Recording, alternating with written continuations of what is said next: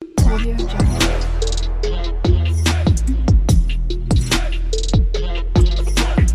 Audio Jungle.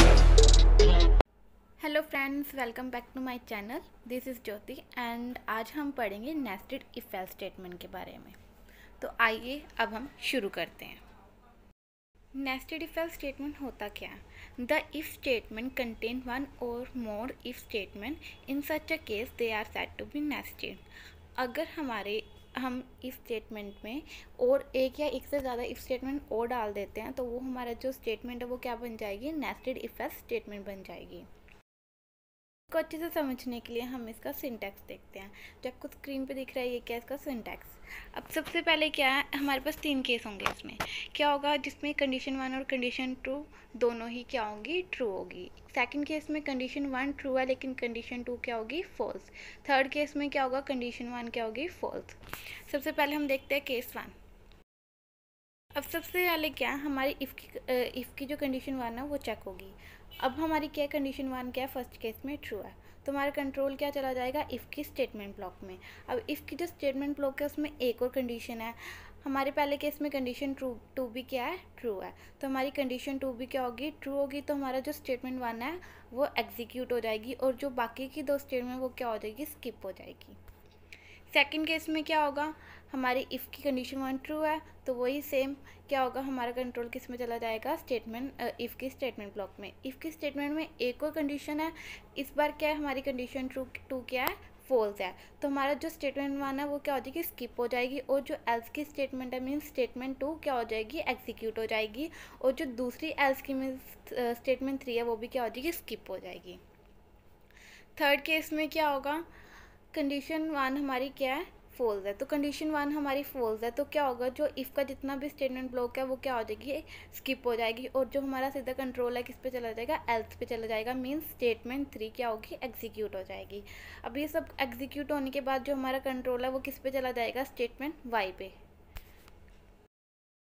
हम simply बोल सकते हैं if the condition 1 is true then condition 2 is checked. If condition 2 is true then statement 1 is executed, otherwise statement 2 is executed.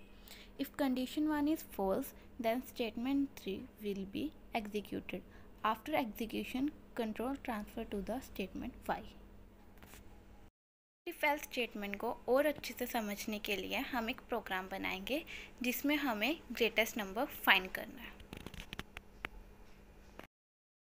सबसे पहले क्या करेंगे? हम तीन वेरिएबल सेलेक्ट करेंगे, ए, बी और सी। तीनों का टाइप क्या है? इंटीजर। तो हम यहाँ पे इंट ए, बी और सी लेंगे।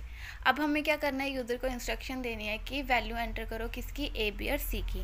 तो यहाँ पे हम क्या यूज़ करेंगे? Printf enter values of A, B and C. अब क्या करेगा? यूज़र तीनों की वैल्यूज़ एंटर करेगा। ठीक है।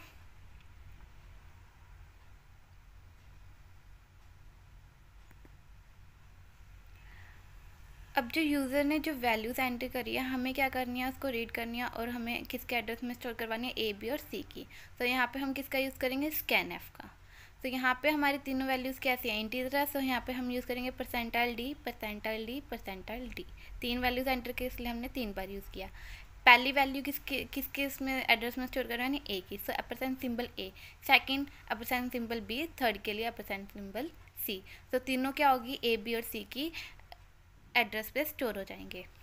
अब हमारी इफ़ कंडीशन यूज़ करेंगे। सबसे पहले क्या हमने डाल दी? कंडीशन ए है वो बी से बड़ा होना चाहिए।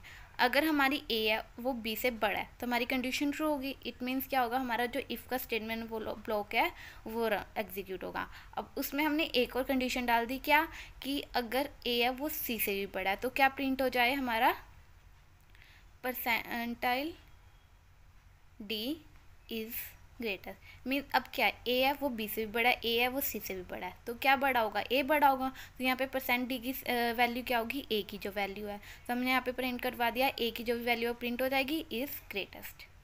अगर हमारा जो ए है वो सी से बड़ा नहीं है इट मीन्स क्या होगा? जो हमारा सी है वो बड़ा होगा। तो एल्स में हम क्या लिख देंगे? Print F percentile D is greatest. इस बार हमारा परसेंटाइल डी की वैल्यू क्या होगी? जो हमारी है सी की वैल्यू।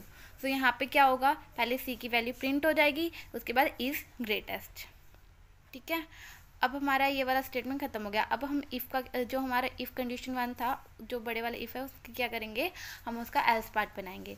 उसके एल्स पार्ट में क्या करेंगे, अगर हमारा जो ए है वो बी से ग्रेटर नहीं है, ठीक है, तो हमारा क्या होगा, एल्स पार्ट रन होगा। एल्स पार्ट में हमने एक और कंडीशन डाल दी, उसमें क्या चेक होगा, अब यहाँ पे क्या होगा कि बी है वो ग्रेटर है सी से। अगर हमारा बी भी ग्रेटर होता है सी से, तो यहाँ पे क्या प्रिंट करवाना हमने, परसेंटाइल डी इज़ ग्रेटेस्ट। तो यहाँ पे हमारी परसेंटाइल डी की वैल्यू क्या होगी, बी, ठीक है। तो यहाँ पे हमारी क्या प्रिंट हो गया, बी की वैल्यू प्रिंट हो जाएगी, देन इज़ ग्रेटेस्ट। अगर हमारा जो बी है वो सी से बड़ा नहीं है, तो इट मीन्स क्या होगा, लास्ट पार्ट क्या बनता है हमारा, क्या है, सी बड़ा है। तो यहाँ पे हम क्या प्रिंट करवाएंगे, print F percent D is greatest. इस बार हमारी परसेंट डी की वैल्यू क्या होगी, सी।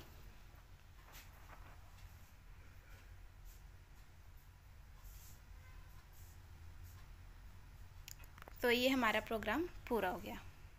अब इसको हम सेव करते हैं